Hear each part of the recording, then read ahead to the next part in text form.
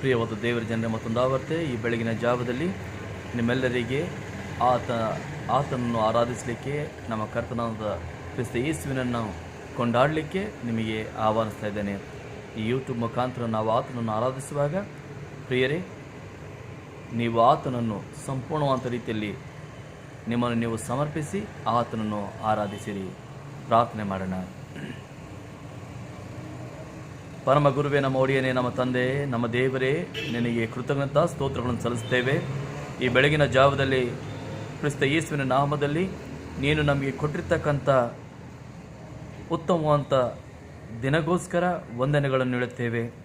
ಮಾತ್ರವಲ್ಲದೆ ಸ್ವಾಮಿ, ಕಳೆದ ದಿನಗಳಲ್ಲಿ ನೀನು ನಮ್ಮ ಜೊತೆಯಲ್ಲಿದ್ದುಕೊಂಡು ನಮಗೆ ಬೇಕಾಗಿರುವ ಎಲ್ಲ ಆಶೀರ್ವಾದಗಳನ್ನು ನೀಡಿ ಈ ದಿನದಲ್ಲಿ ನಿನ್ನನ್ನು ಕೊಂಡಾಡಲಿಕ್ಕೆ ನಮಗೆ ಸುವಕಾಶವನ್ನು ಕೊಟ್ಟಿರುವುದರಿಂದ ನಾವು ನಿನಗೆ ಕೃತಜ್ಞತಾ ಸ್ತೋತ್ರಗಳನ್ನು ಹೇಳುತ್ತಾ ನಿನ್ನ ಚರಣದಲ್ಲಿ ನಮ್ಮ ತಲೆಗಳನ್ನು ಭಾಗಿಸಿದ್ದೇವೆ. ನಮ್ಮನ್ನು ಸ್ವೀಕರಿಸಿಕೋ, ನಮ್ಮನ್ನು ನಿನ್ನ ನಾಮದಲ್ಲಿ ಮುದ್ರಿಸಿ ಸ್ವಾಮಿ. ನಾವು ಸಲ್ಲಿಸುವ ಯಾರದನ್ನು ಸ್ವೀಕರಿಸಿಕೊಂಡು ನೀನೇ ಘನತೆಯನ್ನು ಹೊಂದಿಕೋ. ಸ್ತೋತ್ರಗಳನ್ನು ಹೇಳುತ್ತಾ ಈ ಪ್ರಾರ್ಥನೆ ಯೇಸುವಿನ ಪರಿಶುದ್ಧವಾದ ನಾಮದಲ್ಲಿ ಬೇಡಿ ಹೊಂದಿದ್ದೇವೆ ಸ್ವಾಮಿ, ಆಮೇನ್. ಪ್ರಿಯರೇ, ಕೀರ್ತನೆಗಳಲ್ಲಿ 40ನೇ ಕೀರ್ತನೆ ಉತ್ತರ ಪ್ರತ್ಯುತ್ತರಕ್ಕಾಗಿ ಓದಿಕೊಳ್ಳೋಣ. ಕೀರ್ತನೆಗಳಲ್ಲಿ 40ನೇ ಅಧ್ಯಾಯ ಉತ್ತರ ಪ್ರತ್ಯುತ್ತರಕ್ಕಾಗಿ ಓದಿಕೊಳ್ಳೋಣ. Will read Psalm 40 as responsive reading. Psalm 40 as responsive reading. भजन संहिता 40वां अध्याय उत्तर प्रत्युत्तर के रूप में हम पढ़ेंगे. 1 से लेकर 11 वचन तक हम पढ़ेंगे. Will read Psalm 40 from verse 1 to verse 11. भजन संहिता 40 1 से 11. मैं धीरज से यहोवा की बाट जोता रहा और उसने मेरी ओर झुककर मेरी दुहाई सुनी. उसने मुझे सत्यानाश के गड्ढे और दलदल के कीच में से उबारा और मुझको चट्टान पर खड़ा करके मेरे पैरों को दृढ़ किया है. और उसने मुझे एक नया गीत सिखाया जो हमारे परमेश्वर की स्तुति का है. बहुतेरे यह देखकर डरेंगे और यहोवा पर भरोसा करेंगे. क्या ही धन्य है वह पुरुष जो यहोवा पर भरोसा करता है और अभिमानियों और मिथ्या की ओर से मुड़ने वालों की ओर मुंह न फेरता हो. है मेरे परमेश्वर यहोवा, तूने बहुत से काम किए हैं. जो आश्चर्य कर्म और कल्पनाएं तू हमारे लिए करता है वह बहुत सी है. तेरे तुल्य कोई नहीं. मैं तो चाहता हूँ कि खोलकर उनकी चर्चा करूं, परंतु उनकी गिनती नहीं हो सकती. मेल बलि और अन्न बलि से तू प्रसन्न नहीं होता. तूने मेरे कान खोद कर खोले हैं. होम बलि और पाप बलि तूने नहीं चाहा. तब मैंने कहा, देख मैं आया हूँ, क्योंकि पुस्तक में मेरे विषय ऐसा ही लिखा हुआ है. है मेरे परमेश्वर, मैं तेरी इच्छा पूरी करने से प्रसन्न हूँ और तेरी व्यवस्था मेरा अंतःकरण में बसी है.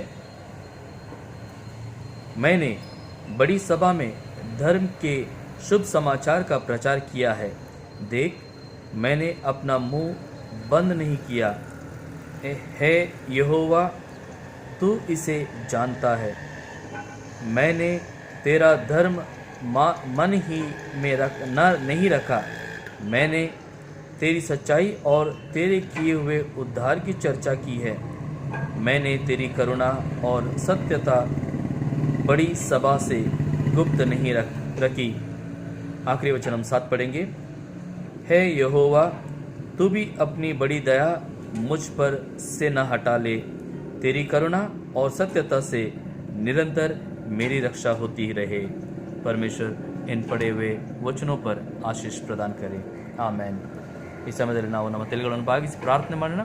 ಪ್ರಾರ್ಥನೆ ಆದ ನಂತರ ನಾವೆಲ್ಲರೂ ಸೇರಿ ಪರಲೋಕದ ಪ್ರಾರ್ಥನೆಯನ್ನು ಹೇಳೋಣ. आइए हम इस समय अपने सिरों को झुकाकर प्रार्थना करेंगे. प्रार्थना के पश्चात हम परमेश्वर ने सिखाई हुई प्रार्थना कहेंगे. Shall we bow down our heads and look to the Lord in prayer?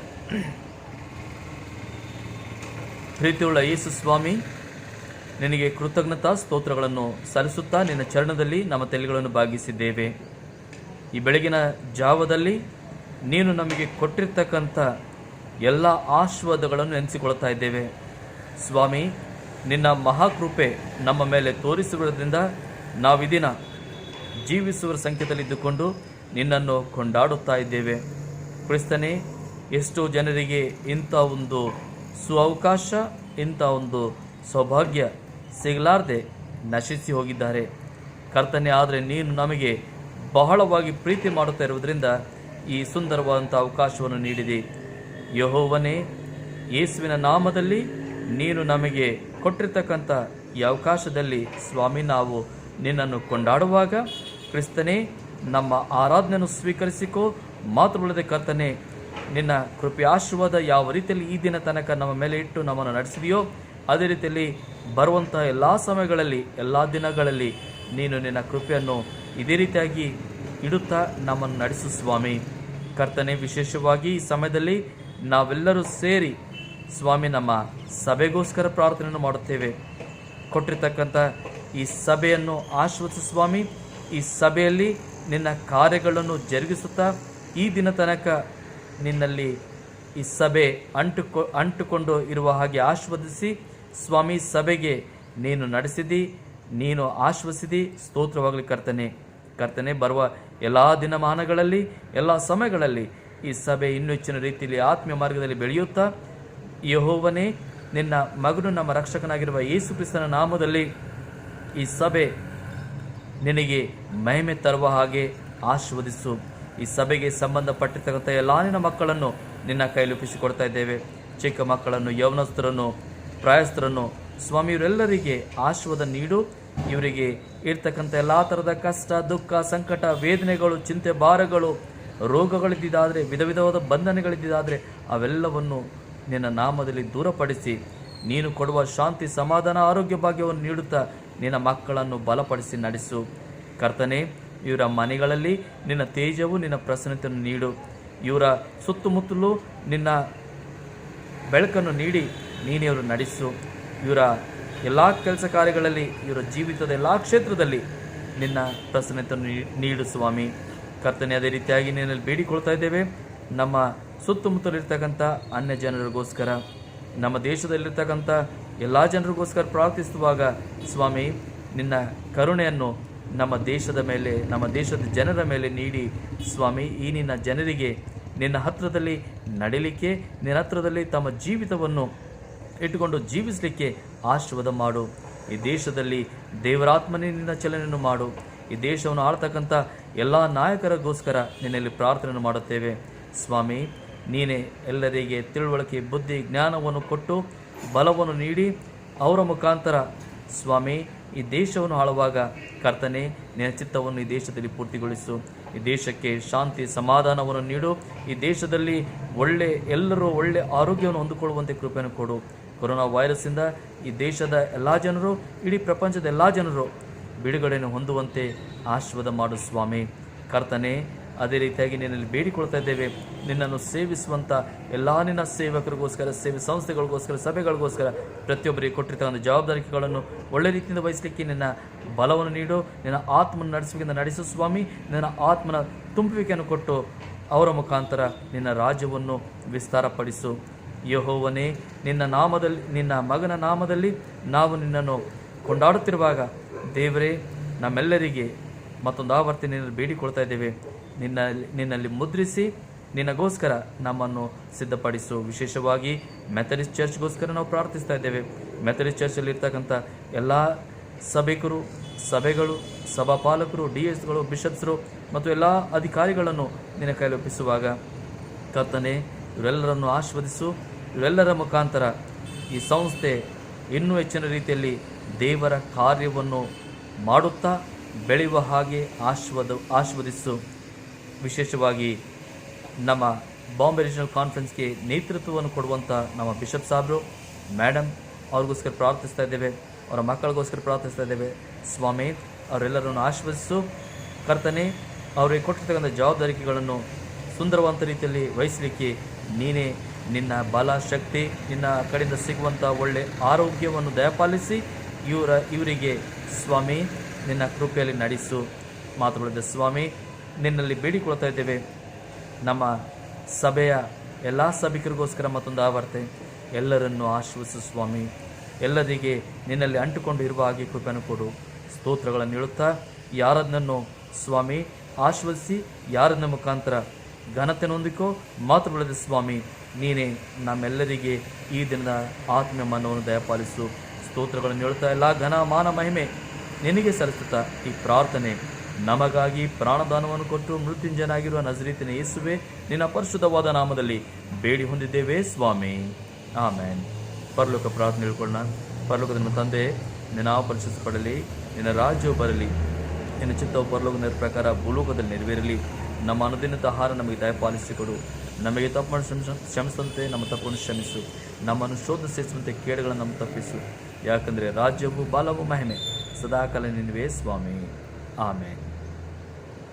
ಪ್ರಿಯರೇ, ದೇವರ ವಾಕ್ಯಗಳಲ್ಲಿ ಆರಿಸಿಕೊಂಡಿರುವಂಥ ಭಾಗ ಕೀರ್ತನೆಗಳಲ್ಲಿ 103ನೇ ಕೀರ್ತನೆ 1ರಿಂದ 6ನೇ ವಚನವರೆಗೆ ಓದ್ಕೊಳ್ಳೋಣ. Will read Psalm 103 verses 1 to 6 from the Old Testament. भजन संहिता 130 अध्याय 1 से लेकर 6 वचन तक हम पुराने नियम से इस समय पढ़ेंगे. उसके बाद हम नए नियम से एफिसियों को लिखा पत्र उसका पहला अध्याय 5वां वचन से 7वां वचन तक हम पढ़ेंगे. एफिसियों को लिखा पत्र पहला अध्याय 5 से 7. In the New Testament we will be reading Ephesians chapter 1 verses 5 to 7. ಎಫಿಸಿದವರಿಗೆ ಬರೆದ ಪತ್ರಿಕೆ ಮೊದಲನೇ ಅಧ್ಯಾಯ 5ರಿಂದ 7ನೇ ವಚನ ತನಕ ಹೊಸ ಒಡಂಬಡಿಕೆ ಭಾಗವಾಗಿರ್ತದೆ. ಮೊದಲು ಹಳೆ ಒಡಂಬಡಿಕೆ ಭಾಗವನ್ನು ಓದೋಣ. Psalm 103 भजन संहिता 103 1 से लेकर 6 वचन तक. है मेरे मन यहोवा को धन्य कहे, और जो कुछ मुझ में है वह उसके पवित्र नाम को धन्य कहे. है मेरे मन यहोवा को धन्य कहे, और उसके किसी उपकार को ना भूलना. वही तो तेरा सब अधर्म को क्षमा करता है और तेरे सब रोगों को चंगा करता है. वही तो तेरा प्राण को नाश होने से बचा लेता है और तेरे सिर पर करुणा और दया का मुकुट बांधता है. वही तो तेरी लालसा को उत्तम पदार्थों से तृप्त करता है, जिससे तेरी जवानी उकाब की नई हो जाती है. यहोवा सब पिसे हुए के लिए धर्म और न्याय का काम करता है. परमेश्वर इन पढ़े हुए वचनों को आशीषित करें. ಹೊಸ ಒಡಂಬಡಿಕೆ ಭಾಗ, नए नियम का भाग, efficiency chapter 1 verses 5 to 7. Ephesians 1 5 to 7. He predestined us to adoption as sons through Jesus Christ to himself, according to the kind intention of his will, to the praise of the glory of his grace, which he freely bestowed on us in the beloved. In him we have redemption through his blood, the forgiveness of our trespasses, according to the riches of his grace. May the good God add his blessings upon the reading of the portion. Amen. ಒಂದು ಚಿಕ್ಕ ಪ್ರಾರ್ಥನೆ ಮಾಡೋಣ. ದೇವರ ವಾಕ್ಯವನ್ನು ಕೇಳಿಸಿಕೊಳ್ಳೋ ಮುಂಚೆ आइए छोटी सी प्रार्थना करेंगे. परमेश्वर के वचनों को सुनने से पहले हमारे सिरों को झुकाकर प्रार्थना करेंगे. ಪ್ರೀತಿಯುಳ್ಳ ಯೇಸು ಸ್ವಾಮಿ, ನಿನ್ನ ಚರಣದಲ್ಲಿ ನಮ್ಮ ತಲೆಗಳನ್ನು ಬಾಗಿಸಿರುವಾಗ ಕರ್ತನೇ, ನಿನ್ನ ವಾಕ್ಯದಿಂದ ನಮಗೆ ಈ ದಿನದ ಮನ್ನವನ್ನು ದಯಪಾಲಿಸು ಸ್ವಾಮಿ. ನಮ್ಮ ಯೋಚನೆ, ನಮ್ಮ ಆಲೋಚನೆ, ನಮ್ಮ ಯೋಜನೆ ಎಲ್ಲವನ್ನೂ ನಿನಗೆ ಸಮರ್ಪಿಸುತ್ತಾ ನಿನ್ನಲ್ಲಿ ಬಂದಿರುವಾಗ ನೀನೇ ನಿನ್ನ ಚಿತ್ತವನ್ನು ನಮಗೆ ತಿಳಿಪಡಿಸಿದರ್ಥಕ್ಕಾಗಿ ನಡೀಲಿಕ್ಕೆ ಸಹಾಯವನ್ನು ನೀಡು. ಸ್ತೋತ್ರಗಳನ್ನು ಹೇಳುತ್ತಾ ಈ ಪ್ರಾರ್ಥನೆ ಯೇಸುವಿನ ಪರಿಶುದ್ಧವಾದ ನಾಮದಲ್ಲಿ ಬೇಡಿ ಹೊಂದಿದ್ದೇವೆ ಸ್ವಾಮಿ. ಪ್ರಿಯವಾದ ದೇವರ ಜನರೇ, ದೇವರ ವಾಕ್ಯಗಳಲ್ಲಿ 103ನೇ ಕೀರ್ತನೆ ಇದು ಸಾಮಾನ್ಯವಾಗಿ ನಾವೆಲ್ಲರೂ ಪ್ರತಿ ಸರಿ ಓದ್ತಾ ಇರ್ತೇವೆ. ಯಾಕಂತಂದರೆ ಇದರಲ್ಲಿ ಸುಂದರವಾದಂಥ ರೀತಿಯಲ್ಲಿ ಈ ಗೀತವನ್ನು ಬರೆಯಲ್ಪಟ್ಟಿದೆ. ಈ ಗೀತವನ್ನು ಅಥವಾ ಈ ವಾಕ್ಯವನ್ನು ನಾವು ಹಾಡಿನ ಮುಖಾಂತರ ಸಹ ಕೇಳಿದ್ದೇವೆ. ಅದು ಈ ರೀತಿಯಲ್ಲಿದೆ, ಹೇ ಮೇರೆ ಮನ್ ಯೆಹೋವಾ ಕೋ ಧನ್ಯ ಧನ್ಯ ಕಹೆ. ಈ ರೀತಿಯ ಒಂದು ಹಾಡನ್ನು, ಸುಂದರವಾದಂಥ ಹಾಡನ್ನು ನಾವು ಕೇಳಿದ್ದೇವೆ. ಈ ಹಾಡನ್ನು ಅಥವಾ ಈ ಒಂದು ಪದವನ್ನು ಕೀರ್ತನಗಾರನು ಬರೆಯುವಾಗ ಆತನು ದೇವರ ಅದ್ಭುತವಾದಂಥ गुणातिशयಗಳನ್ನು ಇಲ್ಲಿ ವಿವರಿಸ್ತಾ ಇದ್ದಾನೆ. परमेश्वर के वचनों में भजन संहिता 103 इस अध्याय को हम बार बार पढ़ते भी हैं और इसके ऊपर लिखा हुआ गीत भी हम गुनगुनाते रहते हैं. और ये गीत या ये भजन संहिता जो परमेश्वर के दास ने, परमेश्वर के लोग ने लिखा, वो लोग या उस व्यक्ति इस भजन के सहित, भजन के ज़रिए से परमेश्वर के गुणों को या परमेश्वर के स्वभाव का वर्णन किया है. देखिए, आज अगर हम जब देखते हैं हमारे चारों तरफ, जैसे मैं अक्सर कहता हूँ कि माहौल डरावना है, बिगड़ा हुआ है, और इस माहौल में हम भयभीत हैं और हम चाहते कि इस माहौल से हम बाहर निकले. जो पूरी दुनिया में जैसे डर छाया हुआ है, इस डर से हम बाहर निकलना चाहते हैं. हमें एक सुकून की ज़िंदगी हम सारे लोग चाहते हैं. इस दुनिया में अगर आप देखें, केवल महामारी नहीं बल्कि भिन्न भिन्न तरह के संकट, भिन्न भिन्न तरह के कष्ट, कठिनाई पूरी दुनिया में, पूरे मानव जाति में ये फैल चुका है. आज हम सुरक्षित नहीं हैं. और ये सारा अगर आप सोचें तो ये सारी बातें, ये सारा विषय, ये किस लिए हो रहा है, या कौन सी ऐसी विषय है जिसकी वजह से आज माहौल बिगड़ रहा है. पहले तो प्रथम यही कहूँगा, या पहले यही कहूँगा कि ये परमेश्वर की योजना में नहीं है, या परमेश्वर ये कभी नहीं चाहता कि उसके लोग डर के माहौल में रहे या नाश हो जाएं. क्योंकि परमेश्वर ने हमें अपने हाथों से रचा है, हम उसकी हस्तकला है, सुंदर रीति से हमें वो रूप दिया है, और उसने वादा भी किया है कि मैं आऊँगा, आकर तुम्हें साथ ले जाऊँगा. उस जगह जहाँ पर मैं जा रहा हूँ वहाँ पर तुम्हारे लिए मैं घर तैयार करूँगा. इस बात को कहकर वो स्वर्गारोपण हुए हैं. वे आएंगे, ज़रूर आएंगे. लेकिन अब जब हम इस जीवन में जी रहे हैं, या अभी का जो माहौल है, इस माहौल में कुछ बातें हैं जो हमें याद करना ज़रूरी है. कुछ बातें हैं, कुछ विषय हैं जिसका अनुसरण हमें करना ज़रूरी है. तब जाकर हम, जब परमेश्वर आएगा तो हम उसके साथ उस जगह पर, जहाँ जिस जगह को हमारे लिए परमेश्वर तैयार कर रहा है, स्वर्ग में, उस स्थान में हम रह सकते हैं. ये सच बात है. आप मान लीजिए कि परमेश्वर का अस्तित्व है, और परमेश्वर ने जो कुछ कहा है वो वाकई सच है.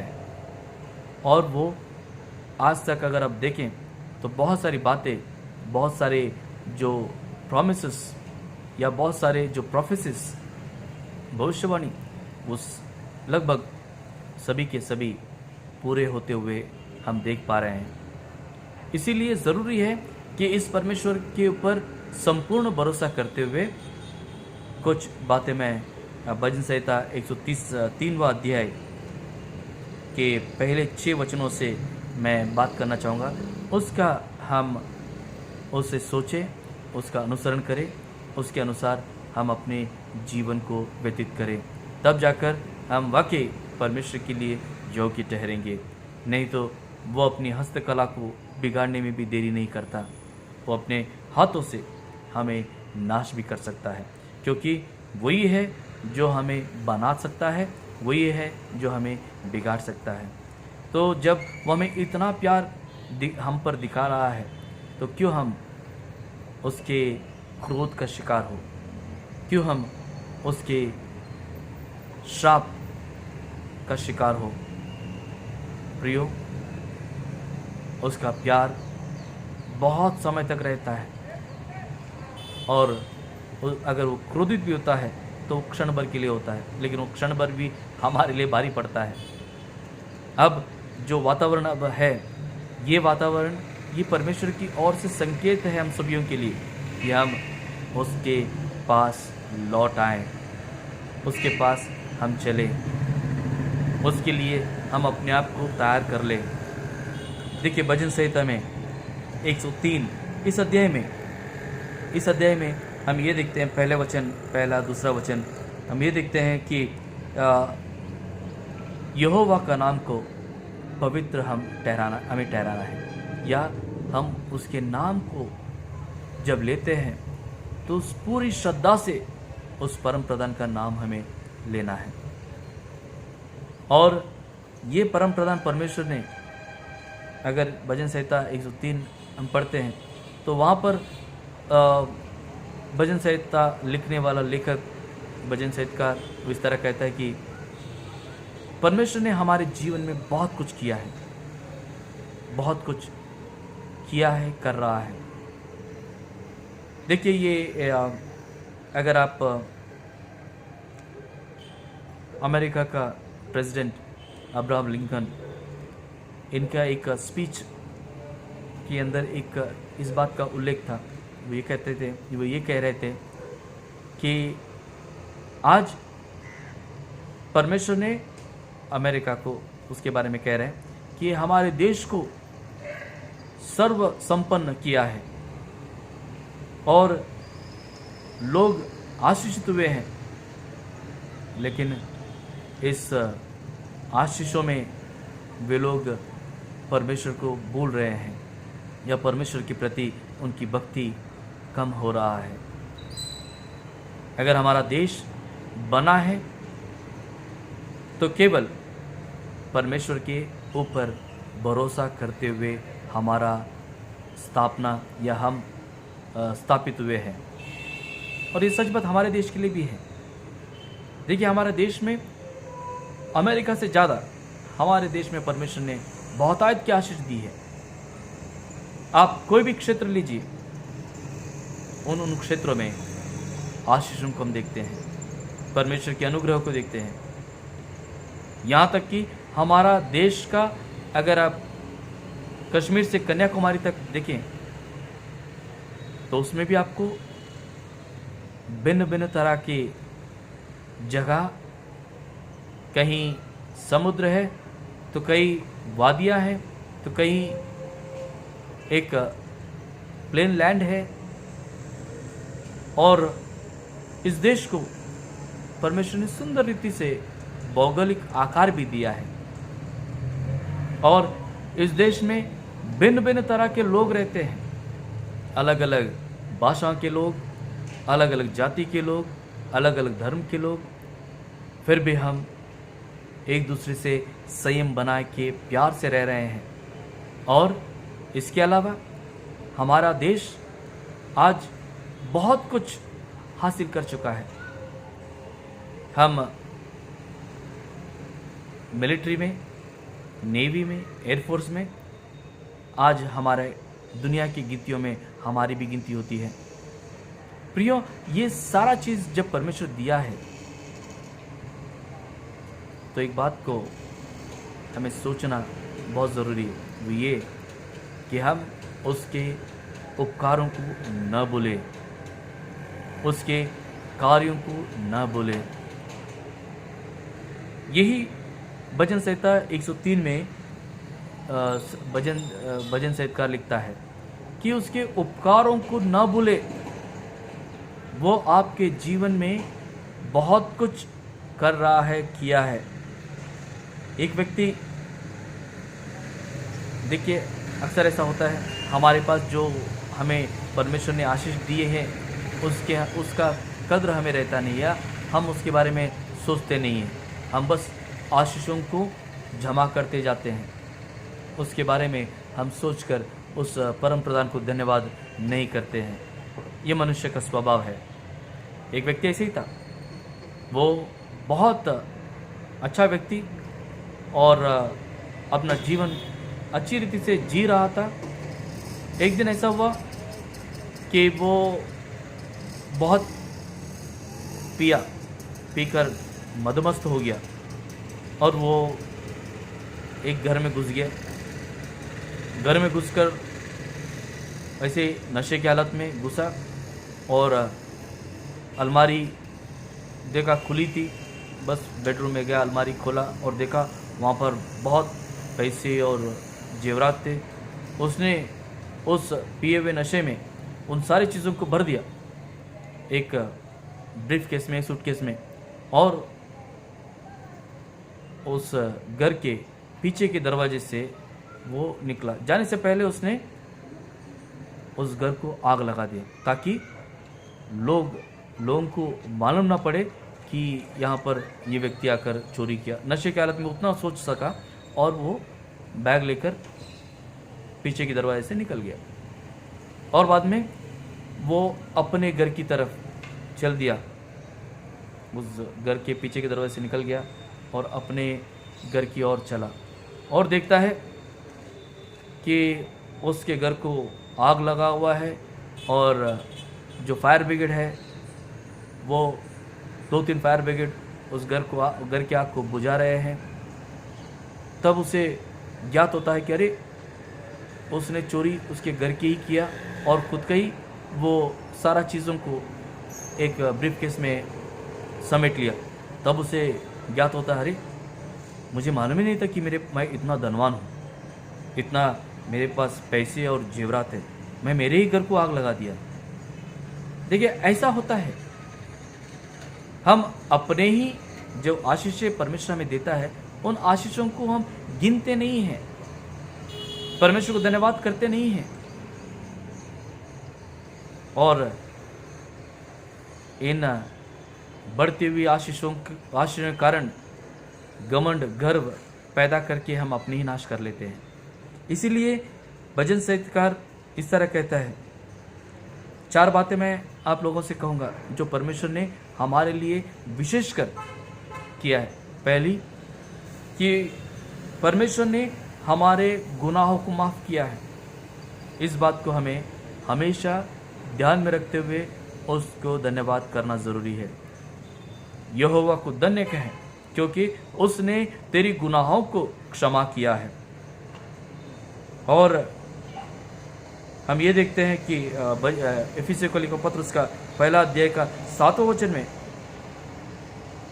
पौलुस कहता है कि उसके लहू के द्वारा तुझे उद्धार हुआ है या तुझे मोल लिया गया या तेरा छुटकारा हुआ है।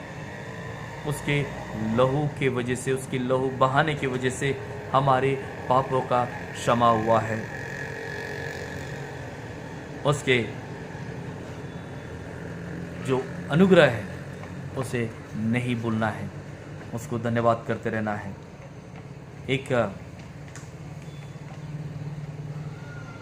आप लोगों को लूक रचित सुसमाचार में खोया हुआ बेटा के बारे में आप लोग अच्छी तरह जानते हैं, किस तरह वो बेटा अपना पिता का घर छोड़कर अपने जीवन जीने गया और अंत में हम ये देखते हैं कि वो सब कुछ जो उसे उसकी आशीष हम कह सकते हैं, वो सब कुछ खोने के बाद, उसकी परिस्थिति विकट होने के बाद, खराब होने के बाद जब वो लौट आता है तो तब उसका पिता उसे अपनाने के लिए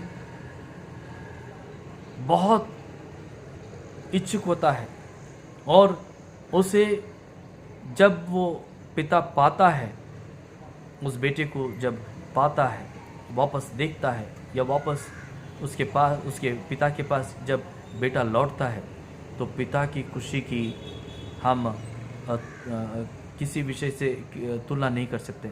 बहुत खुशी होती है। ये उदाहरण परमेश्वर ने इसलिए दिया क्योंकि हम समझे कि उसकी प्यार कैसा है। वो हमारा पिता है, वो हमारे पापों से घृणा करता है, लेकिन हम जब लौट आते हैं तो वो बहुत संतुष्ट होता है। वचनों में इस तरह लिखा है कि एक पापी अगर मन फिराता है, प्रभु के पास आता है, तो स्वर्ग में दूतों को या स्वर्गलोक में दूतों के सहित परमेश्वर उत्साह मनाता है या खुशी मनाता है। एक व्यक्ति से सोचिए, इतने सारे हम लोग हैं, कितने सारे लोग अभी लौटे नहीं हैं, तो कितना वो दुखी होगा। इसीलिए जब हम उसके पास लौटे हैं या हम कहते हैं कि हम परमेश्वर के लोग हैं, तो ये बात हमें याद करना ज़रूरी है कि हमारे अपराधों को वो क्षमा किया है। इसीलिए मैं उसको धन्य कहता रहूँगा, इसीलिए मैं उसको धन्यवाद करते रहूँगा। दूसरा ये देखना है कि उसने मुझे चंगाई दी है, इसीलिए मैं नहीं भूलूंगा, प्रभु को नहीं भूलूंगा, क्योंकि उसने मुझे चंगाई दी है। भजन संगीतकार कहता है, अगर आप अपने जीवन में देखें, परमेश्वर ने आपके जीवन में चंगाई दिया है। बहुत सारे लोग एक मामूली बुखार से मर जाते हैं। बस बुखार आया या सर दर्द हुआ, खत्म, देयर इज नो रीजन। लेकिन आप और मैं, हमें बुखार से ज़्यादा, सर दर्द से ज़्यादा, दर्द से ज़्यादा, शरीर का दर्द से ज़्यादा भी हमें तकलीफ हुई होगी, एक्सीडेंट हुआ होगा,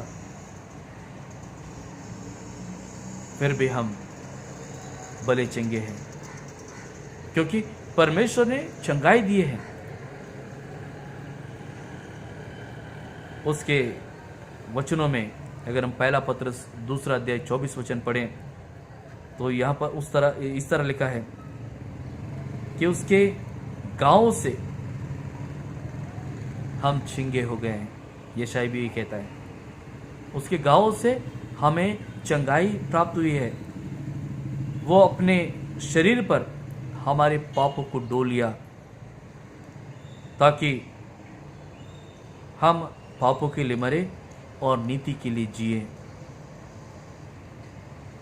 प्रियो, ये दूसरा कारण है, इसीलिए उसे धन्य कहते रहना है, या उस परमेश्वर को, उसके उपकारों को नहीं भूलना है।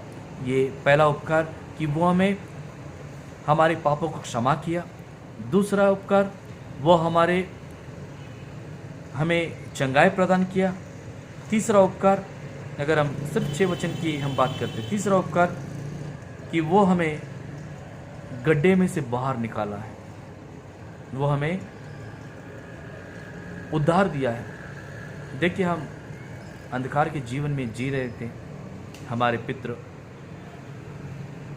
या हम,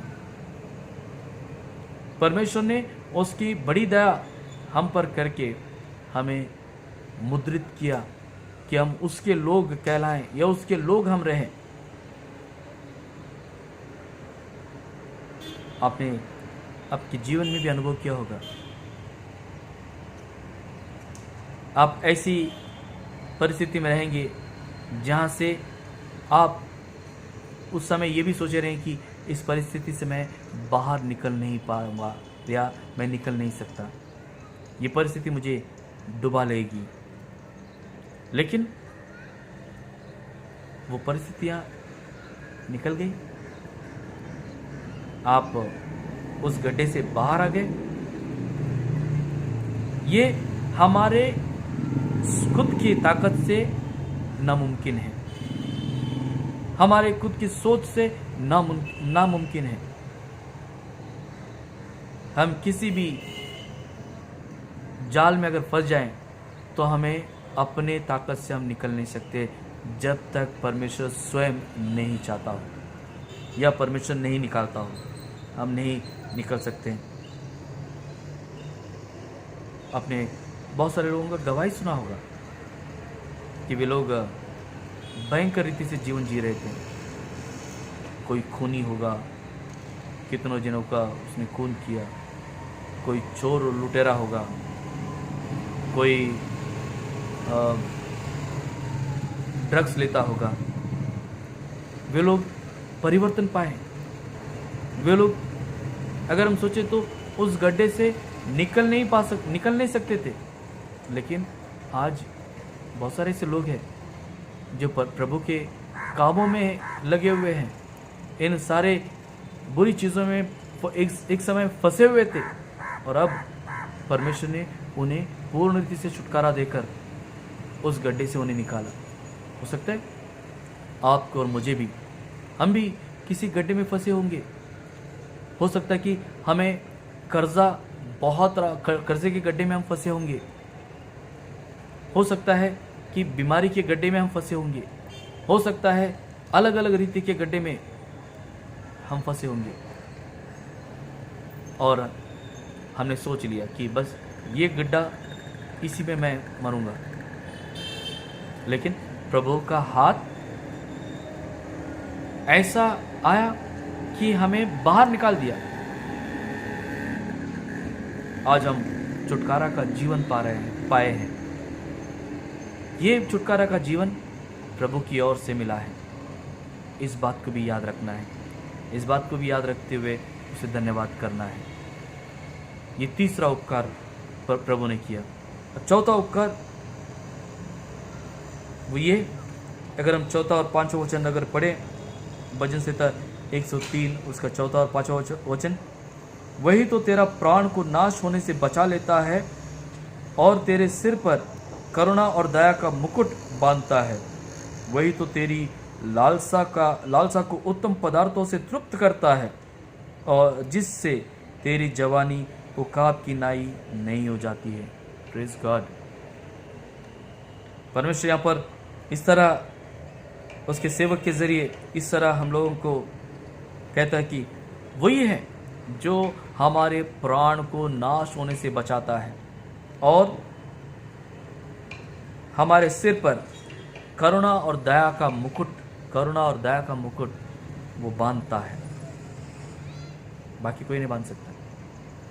करुणा और दया का मुकुट वो हमारे सिर पर बांधता है और हमें जो हमारी आश है, जिस चीज़ की हम आश करते हैं, उन चीज़ों से या उत्तम पदार्थों से हमें वो तृप्त करता है, देता है। आपके पास, गिन लीजिए, आपके पास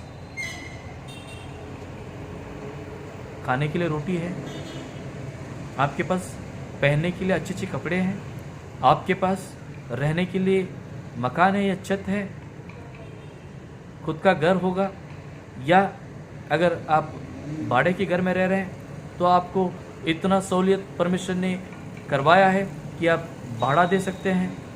परमेश्वर ने आपके कामों को आपको दिया है।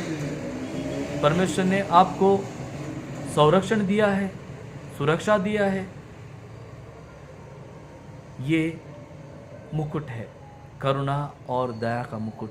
परमेश्वर की करुणा और उसकी दया हम पर उतर आती है या हम पर टिकी हुई है। ये उपकार याद करना है तो नहीं भूलना है प्रभु को। आखिरी में मैं ये कहूँगा, देखिए दुनिया में बहुत सारे लोग हैं, हम दूसरों को देखकर ये सोचते हैं कि अरे वो अच्छा है, उसका जीवन अच्छा है, मेरा परिस्थिति सही नहीं है। एक बार ऐसे ही एक व्यक्ति बहुत ही डिप्रेशन में था, क्योंकि उसे कह सकते कि नौकरी नहीं, कर्जा है, परिवार का बोझ है। इन सारे परेशानियों से पीड़ित एक व्यक्ति जब वो रास्ते में चल रहा था तो वो ये देखता है कि उसके बाजू में एक कार या ऑटो, उसमें एक स्त्री को देखता है और उस स्त्री को बहुत सुंदर रहती है।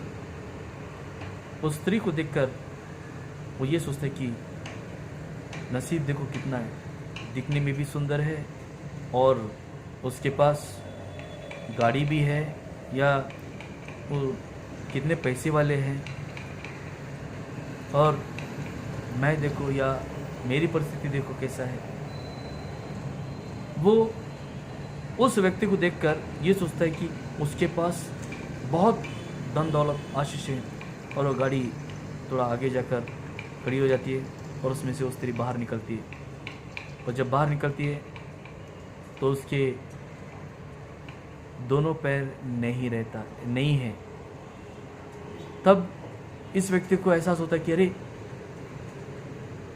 मुझे तो परमेश्वर ने पूर्ण रीति से स्वस्थ रखा है, धन्यवाद करता हूं प्रभु को।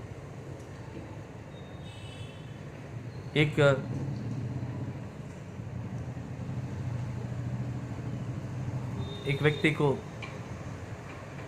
उसी व्यक्ति को हम उदाहरण के लिए लेंगे। वो व्यक्ति दुकान में जाता है और दुकान में जाकर कुछ पैसे देकर मिठाई खरीदता है अपने बच्चों के लिए, और जो मिठाई देने वाला है वो बहुत ही अच्छी रीति से पेश आता है और वो मिठाई उसे बांध कर देता है। और ये व्यक्ति उसे देखकर कहता है कि अरे, तेरा जैसा सेल्समैन मिलना बहुत मुश्किल है। तो कितने सुंदर, कितने अच्छी रीति से बात करता है, कितनी अच्छी रीति से तूने मिठाई बांध कर दिया। वो जो मिठाई देने वाला व्यक्ति वो बस स्माइल देता है, और जब पैसे लेने की बारी आती है तो वो हाथ आगे फैलाता है। व्यक्ति रहता है एक जगह, दूसरी जगह हाथ फैलाता है। तब उसे इस व्यक्ति को मालूम पड़ता है कि वो बेचारा अंधा है, उसको नहीं दिखता, वो बस अंदाज से काम कर रहा है। तब ये व्यक्ति कहता है कि प्रभु तू धन्य है, क्योंकि तूने मेरे आंखों को सही सलामत रखा। ऐसे दुनिया में बहुत सारे लोग हैं जिसको अलग अलग रीति से जो पीड़ा में है, लेकिन आपको परमेश्वर ने चुना है, परमेश्वर ने आपके ऊपर अनुग्रह किया है, इसीलिए आप सिर से लेकर पैर तक स्वस्थ है। सभी आपके अंगों को बल है। इसीलिए ये सारी चीज़ों के लिए, इन सारी बातों के लिए उस परम प्रधान का उपकारों को नहीं भूलना है। हम उस परम प्रधान परमेश्वर को, उसके किए हुए कार्यों को याद रखते हुए उसकी धन्यवाद करते रहेंगे, तो हमारे ये जो डर का माहौल है जो बना हुआ है, ये माहौल सब हट जाएगा। आज डर की वजह से हम एक दूसरे के ऊपर आक्रमण करने देख रहे हैं। हम डर की वजह से हर बुरी चीज़ हमारे ऊपर हावी हो रही है। ठीक है, महामारी वो नैसर्गिक है, उससे परमेश्वर पाठ सिखा रहा होगा कि मन फिराओ, वापस आ जाओ। आज तुम्हारी क्षमता कुछ नहीं है, तुम कुछ नहीं कर सकते। एक छोटा सा अदृश्य कीटाणु से तुम लड़ नहीं सकते, तो मुझसे क्या लड़ोगी। ये बात का बयान करता होगा, और ये सच बात है। और साथों साथ परमेश्वर हमारे जीवनों में बहुत सारे उपकारों को करते हुए ये कहता है कि मैं ही वो प्रभु हूँ जो तुझे बचाता हूँ, जो तुझे चलाता हूँ।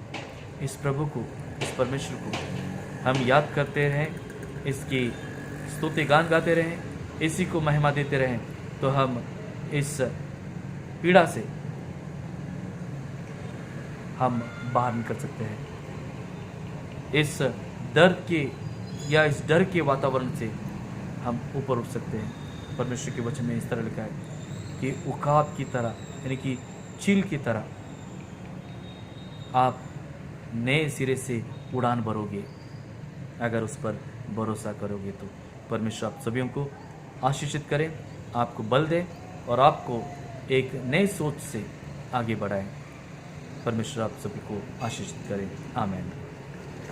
ಪ್ರಕಟಣೆಗಳು ಯಥಾ ಪ್ರಕಾರ ನಮ್ಮ ಭಾನುವಾರದ ಆರಾಧನೆ ಇದೇ ರೀತಿಯಲ್ಲಿ ಗೌರ್ಮೆಂಟ್ದು ನೋಟಿಫಿಕೇಶನ್ ಬರುವ ತನಕ ಇದೇ ರೀತಿಯಲ್ಲಿ ಯೂಟ್ಯೂಬ್ ಮುಖಾಂತರ ನಾವು ದೇವರನ್ನು ಆರಾಧಿಸೋಣ। ಮಾತ್ರವಲ್ಲದೆ ನಿಮ್ಮೆಲ್ಲರಲ್ಲಿ ಕೋರಿಕೆ ಅದೇನೆಂದರೆ ನಿಮ್ಮ ಕಾಣಿಕೆಗಳನ್ನು, ಟೈತ್ಗಳನ್ನು, ಮಂತ್ಲಿ ಕಾಂಟ್ರಿಬ್ಯೂಷನ್ಗಳನ್ನು, ಡೊನೇಷನ್ಸ್ಗಳನ್ನು ನೀವು ದಯಮಾಡಿ ಆನ್ಲೈನ್ ಮುಖಾಂತರ ಆಗಲಿ ಅಥವಾ ಸ್ಟೀಫನ್ ಗೌಡ್ರಿಗೆ ನೀವು ಭೇಟಿ ಆಗಿ ನಿಮ್ಮ ಕಾಣಿಕೆಗಳನ್ನು ನೀವು ಜಮಾ ಮಾಡಬೇಕಾಗಿ ನಿಮ್ಮಲ್ಲಿ ಕೇಳ್ಕೊಳ್ತಾ ಇದ್ದೇನೆ। ಅವರಿಗೆ ಫೋನ್ ಮಾಡಿ ಯಾವ ಮೋಡಿಂದ ಯಾವ ಪ್ರಕಾರ ನೀವು ಕೊಡ್ಬೋದು ಆ ಪ್ರಕಾರ ನೀವು ತಿಳಿಸಿ ಅವರಿಗೆ ಕೊಡಬೇಕಾಗಿ, ಅಥವಾ ಬ್ಯಾಂಕಲ್ಲಿ ಡೈರೆಕ್ಟ್ ಜಮಾ ಮಾಡ್ಬೋದು, ನೀವು ಅಕೌಂಟ್ ನಂಬರ್ ಕೇಳಿ ನೀವು ಜಮಾ ಮಾಡ್ಬೋದು, ಅದನ್ನು ಮಾಡಬೇಕಾಗಿ ನಿಮ್ಮಲ್ಲಿ ಕೇಳ್ಕೊಳ್ತಾ ಇದ್ದೇನೆ। ಮಾತ್ರವಲ್ಲದೆ ಆರಾಧನೆ ಆದಮೇಲೆ ಈ ದಿನದ ಕಾಣಿಕೆಯನ್ನು ತೆಗೆದು ನಿಮಗೆ ಕೊಟ್ಟಿರ್ತಕ್ಕಂಥ ಆ ಪ್ಲಾಸ್ಟಿಕ್ ಡಬ್ಬದಲ್ಲಿ ಆಗಲಿ ಅಥವಾ ಆನ್ಲೈನ್ ಮುಖಾಂತರ ಸ್ಟೀಫನ್ ಗೌಡ್ರಿಗೆ ತಿಳಿಸಿ ನೀವು ನಿಮ್ಮ ಕಾಣಿಕೆಗಳನ್ನು ಕೊಡ್ಬೋದು, ಸೇರಿಸಬಹುದು। ಈ ವಾರದಲ್ಲಿ ತಮ್ಮ ಜನ್ಮದಿನವನ್ನು ಆಚರಿಸುವಂಥ ಜನರ ಹೆಸರನ್ನು ಓದ್ತೇನೆ ಮತ್ತು ವೆಡ್ಡಿಂಗ್ ಆ್ಯನಿವರ್ಸರೀಸ್ ಆಚರಿಸುವಂಥ ಕುಟುಂಬದ ಹೆಸರನ್ನು ಓದ್ತೇನೆ। Birthdays 25th today George Rajan Unnithan, Athira John Hirekerur. 26th John Vijay John Karodi. 27th Chris George Unnithan. 28th Dinah Dev Prasadini Kenneth Salins. 29th Samson Vijay Kanavali. 29th Sahara Anand Yenkanna. 30th Henry Santhwan Ebnis. 30th Esther C Kabadgi. 30th Isha Prakash Sudge. 31st Sharan Daniel Ezekiel. ಇವರು ತಮ್ಮ ಜನ್ಮದಿನವನ್ನು ಈ ವಾರದಲ್ಲಿ ಆಚರಿಸ್ತಿದ್ದಾರೆ। ವೆಡ್ಡಿಂಗ್ ಆ್ಯನಿವರ್ಸರೀಸಲ್ಲಿ ಈ ದಿನ 25th Mrs and mister Conrad Cyril Lucas, ಇವರು ತಮ್ಮ wedding ಆ್ಯನಿವರ್ಸರೀಸ್ ಆಚರಿಸ್ತಿದ್ದಾರೆ। ನಾವು ಮೊದಲು ಬರ್ತ್ಡೇ ಸಾಂಗ್ ಆಡೋಣ, ಆಮೇಲೆ ಇವರೆಲ್ಲರಿಗೋಸ್ಕರ ಪ್ರಾರ್ಥನೆ ಮಾಡೋಣ। ಬರ್ತ್ಡೇ ಸಾಂಗ್ ಆಡೋಣ। Happy birthday to you, happy birthday to you, happy birthday dear all, happy birthday to you. ದೇವರು ನಿಮ್ಮೆಲ್ಲರಿಗೂ ಆಶ್ವಸ್ಲಿ। ಪ್ರಾರ್ಥನೆ ಮಾಡೋಣ। ಪ್ರಾರ್ಥನೆಯಲ್ಲಿ ಇವರೆಲ್ಲರಿಗೆ ನೆನೆಸ್ಕೊಳ್ಳೋಣ। ಮಾತ್ರವಲ್ಲದೆ ಸುತಾರ ಆಂಟಿಗೋಸ್ಕರ ಪ್ರಾರ್ಥನೆ ಮಾಡೋಣ, ಕುರಿ ಆಂಟಿಗೋಸ್ಕರ ಪ್ರಾರ್ಥನೆ ಮಾಡೋಣ, ಲೋಬೋ ಆಂಟಿಗೋಸ್ಕರ ಪ್ರಾರ್ಥನೆ ಮಾಡೋಣ, ಮೇರಿ ಆರ್ಥರ್ ಈ ಆಂಟಿಗೋಸ್ಕರ ಪ್ರಾರ್ಥನೆ ಮಾಡೋಣ, ಮತ್ತು ಮಾರ್ಟಿನ್ ಆರ್ಥರ್ಗೋಸ್ಕರ ಪ್ರಾರ್ಥನೆ ಮಾಡೋಣ, ಜೋಯಲ್ ಬ್ಯಾನ್ಗೋಸ್ಕರ ಪ್ರಾರ್ಥನೆ ಮಾಡೋಣ। आइए हम प्रार्थना करें। परम प्रधान परमेश्वर, हम आपको फिर एक बार धन्यवाद करते हैं, आपकी स्तुति, आपकी प्रशंसा करते हैं। इस समय प्रभु हम इन प्रियजनों को जो अपनी जन्मदिन सप्ताह मना रहे हैं, उन लोगों को आपके चरणों में रखते हैं। प्रार्थना करते हैं जॉर्ज राजन उन्नीतन के लिए, अतिरा जॉन हिरेकेरूर इस बच्ची के लिए, विजय जॉन करोड़ी, क्रिस उन्नीतन, डायना सालिन्स, सैमसन कन्वली, सहारा यंकण्णा, हेनरी शांतवन एबनिस, एस्तर कबाड़गी, ईशा प्रकाश सुदगे, शैरन डैनियल, इन सभी को पिता आप आशीषित करें। जैसे ये अपने जीवन के नए साल में प्रवेश कर रहे हैं, विनती करते हैं प्रभु की इनकी जीवनों को आप आपकी संगति से आप भर दें और आप इनके जीवन के क्षेत्र में आपकी उपस्थिति रखते हुए इन्हें चलाएं। इनके ऊपर आपकी सुरक्षा कवच रखें। अंधकार की कोई शक्ति, शैतानी कोई ताकत, बुरी चीज़ें इनके जीवन में ना आए, इनके मार्गों में ना आए, बल्कि इनके मार्गों को आप ही सीधा करें और इन्हें चलाएं। पिता, इन प्रियजनों को आपके नाम से मुद्रित करते हुए इस नए वर्ष में आसमानी आशीषों को इनके जीवन में बहुतायत से उतारे और इनकी अगुवाई करें। उसी तरह प्रार्थना करते हैं Mrs and Mr Conrad Cyril Lucas. पिता, इस परिवार को आशीषित करें। मिसेस एंड मिस्टर कॉनराड, पिता परमेश्वर, आपने इन दोनों को, नम्रता और कॉनराड को, सालों पहले परिवार के रूप में आपने बांधा, स्थापित किया। प्रार्थना करते प्रभु कि जैसे आपने अब तक इन प्रियजनों को चलाया, पिता, होने दे आने वाले दिनों में और अधिक परमेश्वर के आशीषों को प्राप्त करते हुए ये परिवार परमेश्वर में रह सके और परमेश्वर की अगुवाई में चल सके, ऐसे अनुग्रह करें। इनको दिए हुए बच्चों के लिए हम धन्यवाद करते हुए प्रार्थना करते हैं, उन बच्चों को आशीषित करें, उनको बुद्धि ज्ञान दें और उनके हर कामों में या उनके पढ़ाई में आप उनके साथ रहते हुए चलाएं। कॉनराड और नम्रता के लिए फिर एक बार हम आपको धन्यवाद करते हुए प्रार्थना करते प्रभु कि उनके कामों में, उनके आने जाने में, उनके हर विषय में आपकी उपस्थिति, आपकी संगति प्रदान करते हुए चलाएं। उसी तरह प्रार्थना करते हैं उन प्रियजनों के लिए जो हमारे कलीसिया के सदस्य हैं, जो बीमार अवस्था में हैं, जो कमज़ोरी में हैं, जो निराशा में हैं।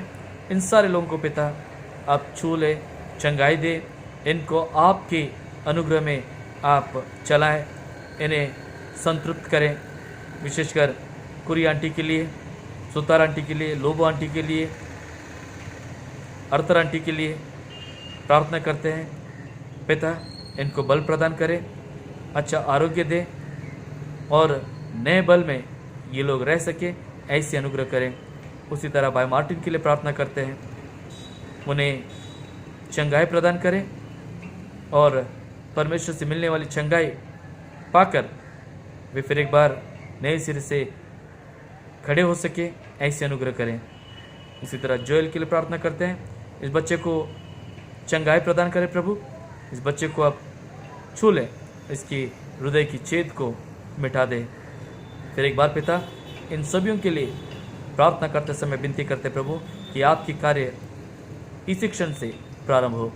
पिता परमेश्वर, उसी तरह प्रार्थना करते हैं आपके बच्चों के लिए जिन्होंने आज के आराधना में भाग लिया। पिता, इन सभी को आशीषित करें और जो दान ये आपके राज्य के विस्तार के लिए देंगे, उस दान को आशीषित करें और उसके बदले और अधिक जैसे आपने वादा किया वैसे इनके जीवनों में आशीषों को उतारें। पिता, फिर एक बार हम धन्यवाद करते हैं, सारा मान महिमा गौरव आप ही को देते हैं। हम सभी को संभाले और अगुवाई कराएं। धन्यवाद करते हुए प्रार्थना यीशु नाजरी के नाम में मांगते हैं, आमीन। अब हमारा प्रभु यीशु मसीह का अनुग्रह, पिता परमेश्वर का प्रेम और पवित्र आत्मा का सहभागिता आप सभी के साथ अब से लेकर हमेशा हमेशा तक बनी रहे, ಆಮೇನ್. ದೇವ್ರು ನಿಮ್ಮೆಲ್ಲರಿಗೂ ಆಶೀರ್ವದಿಸಲಿ. ಮುಂದಿನ ವಾರ ದೇವರ ಕೃಪೆ ಆಯ್ತಂದರೆ ನಾವೆಲ್ಲರೂ ಇದೇ ರೀತಿಯಾಗಿ ಆರಾಧಿಸೋಣ. ಆದರೆ ಮನಪೂರ್ವಕವಾಗಿ ಪ್ರಾರ್ಥನೆ ಇದೆ, ಅದೇನೆಂದರೆ ಬೇಗನೆ ದೇವರ ಆಲಯವನ್ನು ತೆರೆಯಲ್ಪಡಲಿ, ನಾವೆಲ್ಲರೂ ಅಲ್ಲಿ ಆತನ ಪ್ರಸನ್ನತೆಯಲ್ಲಿ ಆರಾಧನೆಯನ್ನು ಮಾಡೋಣ. ಈ ಒಂದು ಕೋರಿಕೆ ನೀವು ನಿಮ್ಮ ಪ್ರಾರ್ಥನೆಗಳಲ್ಲಿ ಪ್ರತಿದಿನ ನಿಮ್ಮ ಪ್ರಾರ್ಥನೆಗಳಲ್ಲಿ ನೆನೆಸ್ಕೊಂಡು ಈ ಒಂದು ಕೋರಿಕೆಗೋಸ್ಕರ ವಿಶೇಷವಾಗಿ ಪ್ರಾರ್ಥನೆ ಮಾಡಬೇಕಾಗಿ ನಿಮ್ಮಲ್ಲಿ ಕೇಳ್ಕೊಳ್ತಾ ಇದ್ದೀನಿ. ದೇವರು ನಿಮ್ಮೆಲ್ಲರಿಗೂ ಆಶೀರ್ವದಿಸಲಿ. ಆಮೇಲೆ